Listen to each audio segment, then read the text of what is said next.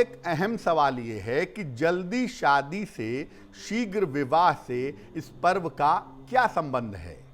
जल्दी शादी होने से तीज का क्या संबंध है? देखिए, वास्तव में तीज का संबंध शीघ्र विवाह से ही है।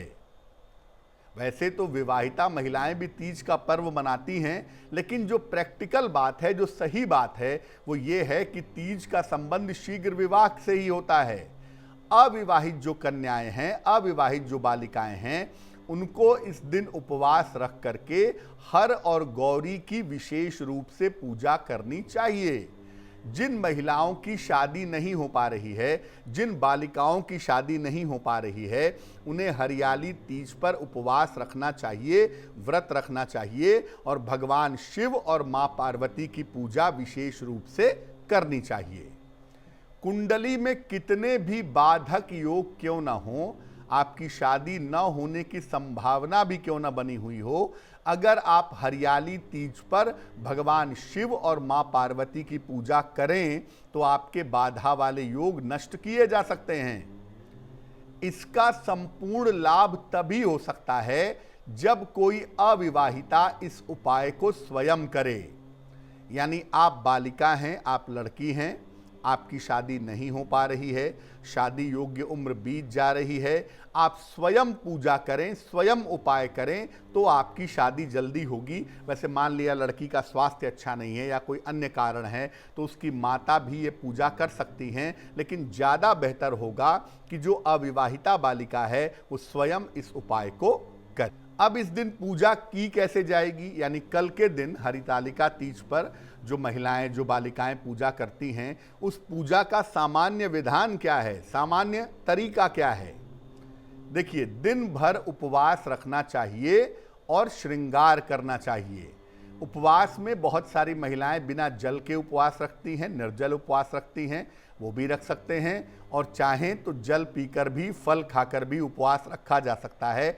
अगर आपका स्वास्थ्य बहुत अच्छा नहीं है तो दिन भर उपवास रखना चाहिए और श्रृंगार करना चाहिए। श्रृंगार का सावन में बड़ा महत्व है। एक तो श्रृंगार के पीछे का वैज्ञानिक फैक्ट भी है, साइंटिफिक फैक्ट भी है, और दूसरा ये है कि श्रृंगार करने से मन प्रसन्न होता है और जो आपके संपर्क में आता है वो भी प्रसन्न होता है। तो दिन भर उपवास रखें, श्रृंगार करें। श्रृंगार में मेहंदी का और चूड़ियों का प्रयोग जरूर करें।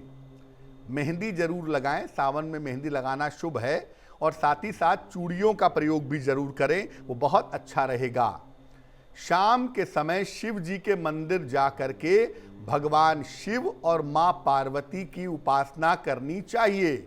शाम का समय मतलब सूर्यास्त के 45 मिनट पहले और सूर्यास्त के 45 मिनट बाद के समय में, यानी प्रदोष काल में शिव मंदिर जाकर के भगवान शिव और मां पार्वती की पूजा करनी चाहिए।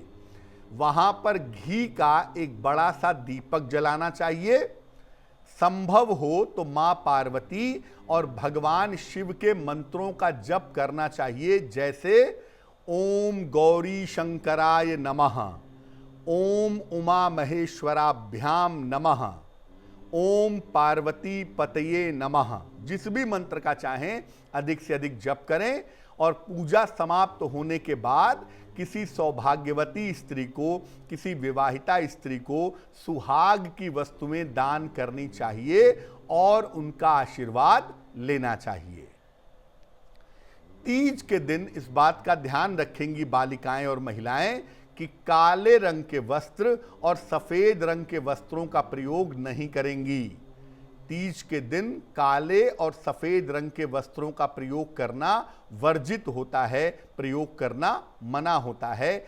हरा और लाल रंग का प्रयोग अगर तीज के दिन किया जाए तो उसका प्रयोग करना सबसे ज्यादा शुभ होता है।